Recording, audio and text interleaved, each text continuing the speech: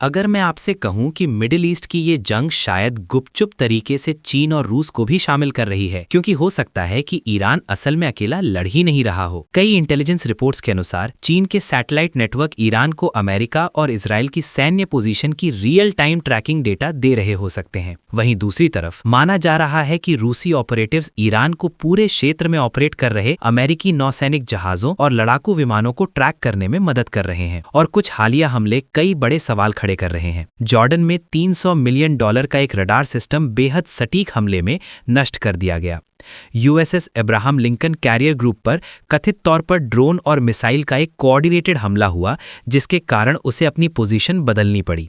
और कतर में $1 बिलियन का एक अर्ली वार्निंग सिस्टम एक ही ड्रोन स्ट्राइक में नष्ट कर दिया गया। इतनी सटीकता ये संकेत देती है कि शायद कोई ईरान को बेहद सटीक इंटेलिजेंस दे रहा है। लेकिन सबसे बड़ी समस्या ये है कि अमेरिका और इजराइल दोनों के पास पेट्रियट मिसाइल इंटरसेप्टर्स की कमी होती जा रही है। इसलिए अब वॉशिंगटन चुपचाप साउथ कोरिया और जापान से एयर डिफेंस सिस्टम्स को मिडिल ईस्ट में शिफ्ट करने पर विचार कर रहा है।